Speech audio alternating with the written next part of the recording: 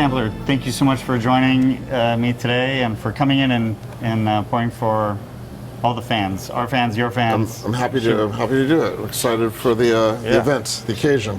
You have a very interesting background that I know in California especially, there's a lot of stories. Most people don't come from families in wine, and you certainly didn't. Tell us a little bit about how what you were doing before and how you got into it. Long ago, my family was in wine.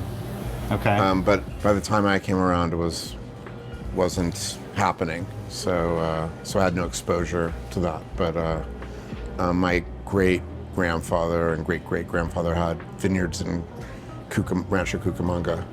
Ah. Yeah. Okay. And then they had other ranches around California. So maybe like somewhere there's some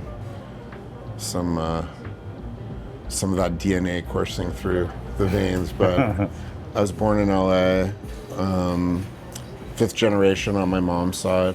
I was always engaged in the arts, visual arts, and ideas, philosophy, and I ended up working in independent film after college. I ended up doing a little vineyard project with a buddy of mine. As I was starting this vineyard with my friend in Malibu, I discovered that I had kind of a network in the wine industry from all the wine buying that I'd done for a couple of decades. As in restaurants? Or in restaurants and in retail, I just bought a lot of wine. I was always into wine. Okay. Like my parents were foodies, and I was kind of exposed to the romance of great meals and great wine. My father kind of casually collected wine. Okay. And so there was a outsized importance placed on food and wine. I lived in one of the first live-work buildings in Emeryville, when Emeryville was still kind of like a bombed out area before tech moved into it. Yeah. And in that building, one of my neighbors was these three guys who lived in another loft, and it was like three cooks at Chez Panisse and a server. That was very influential in terms of learning about farmers markets. But then in Malibu, you kind of have this. Yeah. Okay, now you're in the vineyards, and now you're. Many years later, Yes. in Malibu, Yes. I've been drinking a lot of wine, buying a lot of wine at these places, and more like kind of like on a level of nerding out. Like I used to hang out at wine stores and went to a lot of tastings and asked winemakers a lot of questions, and I was interested in specific wines. And what happened was a lot of people visited winemakers and viticulture people, vineyard manager types and stuff like that. And everyone was very enthusiastic about the vineyard, but when they asked me about the kind of wines I want to make, they thought I was completely naive or just... Meaning, so you wanted to do more... I wanted to do slow wines. Yeah. I wanted to do slow wines. I wanted to do... I was really interested in Barolo. I just had these wines from this small Barolo producer at this tasting, and they were 25 years old, and they had no sulfur in them. And they were like some of the most interesting wines I'd ever tried. And I was like a fan of Radicon and Gravner, which those are wines I got turned on to like in the late 90s. And I knew about their process, and kind of I was into these slower wines.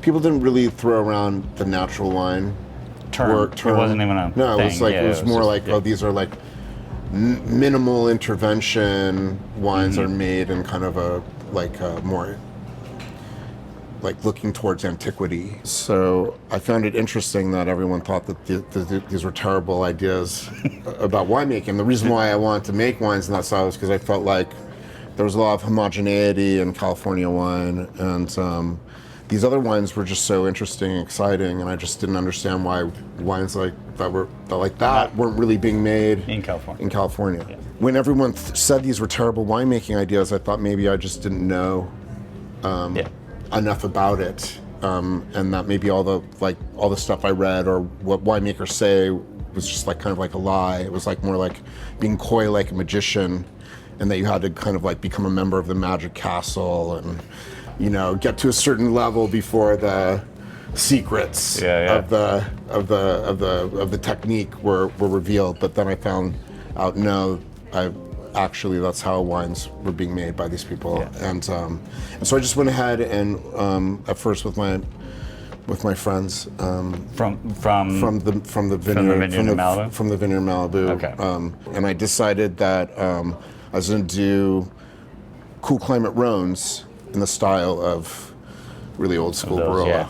So how long? So that was like a little garage project to start, and then how long did it take until you were doing your own label? So it just we made our first vintage. We made our first vintage of Camarillo Custom Crush. When was that? That was 2010. Okay.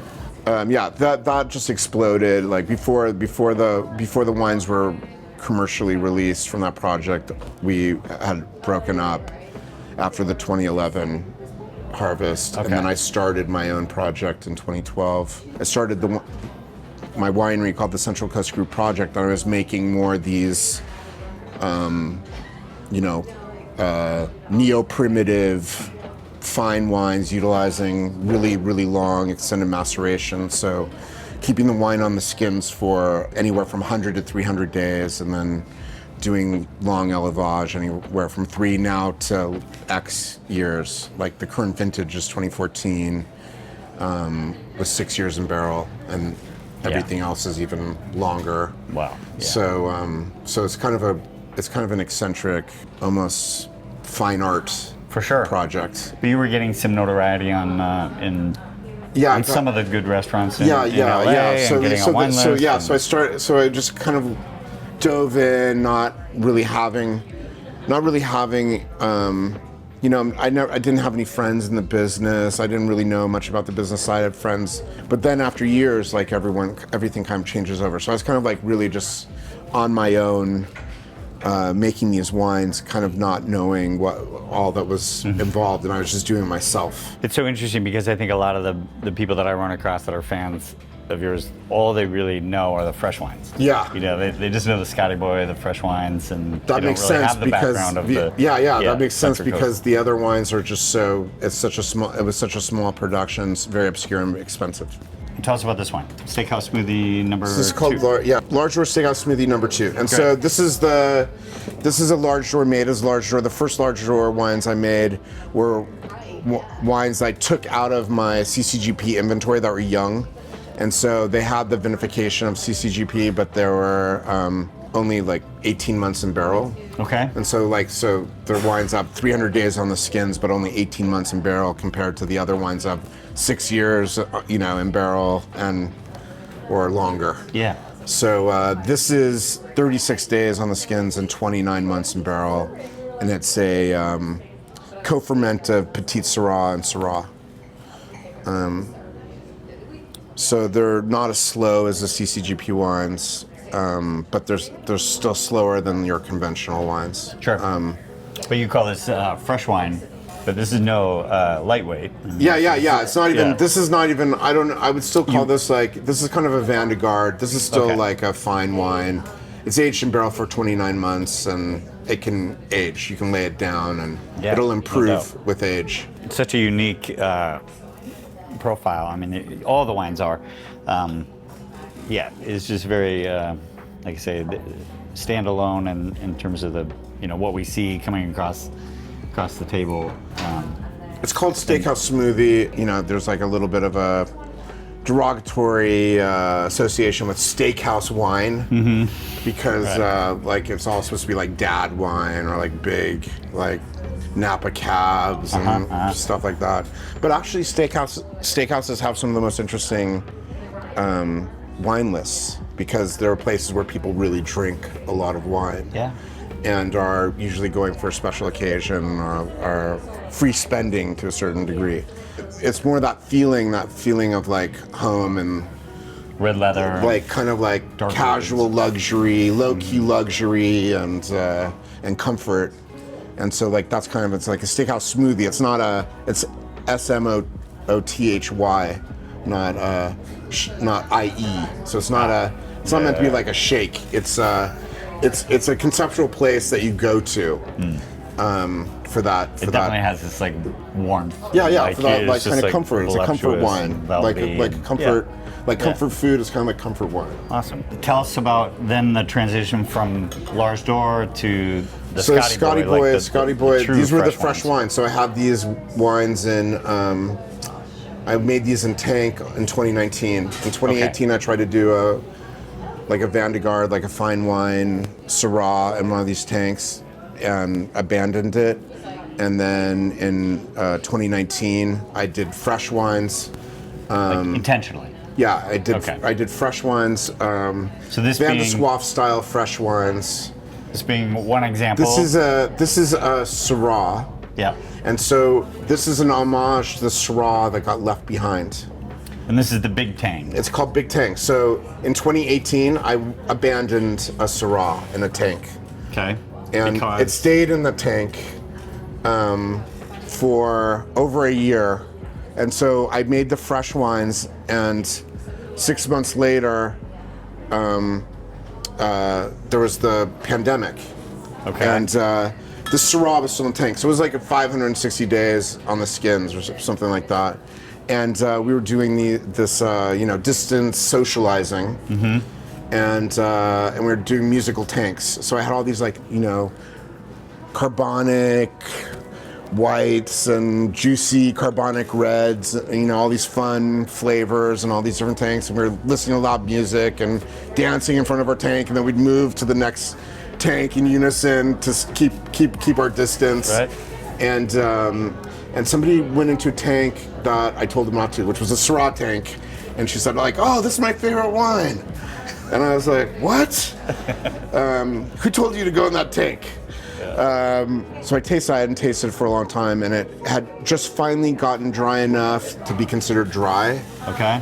So it still had like kind of a little bit of tinge of sweetness, like maybe 4 grams or 3 grams. It was charming, but it was rough. Yeah. Not refined. And and so I ended up bottling that, and then I had this like kind of like cult following, because it's a really interesting wine. Yeah. That is like a Syrah, but it's also something else. Mm-hmm. And so that ended up selling out, and then people were asking for another vintage, and that was just a comedy of errors, that wine. Not a replicable So there's no way of making Yeah. it again Yeah. that way. And so I made another vintage, but I used like the technique of Vega Sicilia, which is a Spanish wine that makes, they make non-vintage wines. Yeah. That are considered just as prestigious as their vintage wines. And so the vintage wines are called Unico, and the non-vintage wines are Unico in quotes. But they have a barrel room that goes all the way from the foundation of wine to present day. And this is kind of what my barrel room is like. I have barrels that go all the way back to 2012. So the time that I bottled this, I think in 23, I used barrels from 2012 through 2022. Yeah. Such a crazy. To blend, to get the kind of the ethos and the spirit of Big Tang. Like Big Tang has to have a little tang to it. That's like the signature Sure. note.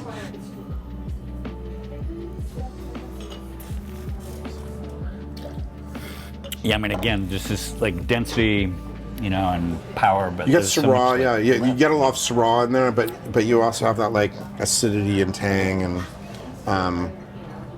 it's a backyard barbecue banger. That's what.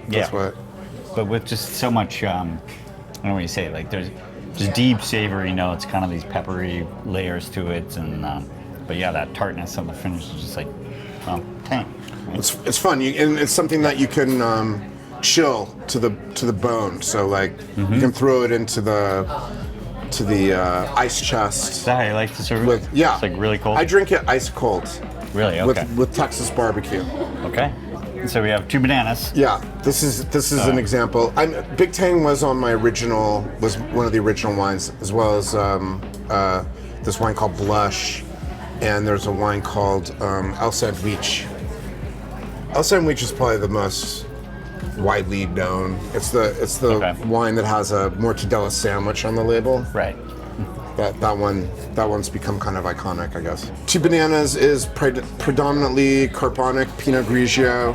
which means it's just an anaerobic fermentation. You put whole clusters into a tank and seal it and sparge it. You sparge it with carbon dioxide and seal it, and then you drain it every day. And it's a enzymatic fermentation as opposed to a alcoholic fermentation. There's no yeast. It's not. It's not. Doesn't rely on the air. It doesn't rely on yeast. It's all yeast. Intracellular. Yeah. And so there's a little bit of skin fermented normal alcoholic fermentation, 44 days on the skin's Pinot Grigio, but it's also blended with a co-ferment of Pinot Noir and Chardonnay. That's co-fermented, and it's direct pressed and co-fermented in barrel. So it's made as a white wine. So the Pinot Noir that's blended into this is a white wine, and so the tint of this wine is entirely the Pinot Grigio. Carbonic and skin fermented Pinot Grigio. Okay. And then the label is a Freud. The label is Freudian. That's why it's two bananas. It's bananas because it's red grapes vinified like white grapes vinified like red grapes. That's bananas. And then it has a Freudian label. So then it's like two bananas. It's Freudian. You answer the question. You talk to your therapist about your answer. That's the idea behind this wine. And how did you ever get to that place where that's the way to do this? The whole thing was when I start doing fresh wines. There's a traditional approach, which is kind of following the lead of the guys in Beaujolais and Loire. There's some famous winemakers that everyone in the natural wine scene kind of followed initially, and then I wanted to do something more like punk rock Willy Wonka and just do weird inside wine jokes and wine experiments that were interesting to me, to create flavors that haven't been necessarily experienced. Yeah. And so I just want to make delicious wines that have original, unique flavors that are fun. Well, they are all that, and so that was the main idea. Yeah. Fun to look at, it's just a fun project. Yeah, it's cool because wine, although we can take it quite seriously, right? It doesn't need to be. And, At the end of the day, it's all about having fun and just enjoying what you're It was kind of for me therapeutic in terms of being able to make wines more quickly and just having a lot more fun with it, rather than stirring a fermentation for a year. Yeah. That is just hard, insane work, and then having to worry about it and stress out about it. Those wines are just a lot more involved, and there's a lot more stress involved in making them. These are fun and fast and enjoyable. I enjoy drinking both styles. It's kind of the same philosophy with all the wines. It's just the temporal space is different. It's super slow with the CCGP, medium with the large door, and then these are fresh and kind of raw and fast. Well, thank you so much for coming. We're about to turn you over to our fan base and yours, obviously. So we'll be inviting the public in for a couple of hours. But thank you so much for your time. It's great to hear your insights and your stories and really unique wines. Thanks for having me. It's fun to tell the story of the wines. What's coming up for you? You got anything? I'm about to bottle a bunch of wines. Okay. There should be some new vintages of classic ones that I've made, and then some just brand new wines. Awesome. We'll look forward to that. Maybe in a couple months they'll be released, and I'm excited. There's some really wild wines in this group of releases, so it should be fun. Definitely looking forward to that. Thanks again, Scott. Thank you. And we got the wines here on the shelves at Stanley's White Goods, and hopefully more in the future when we get those new ones. Thanks. Cheers. Cheers.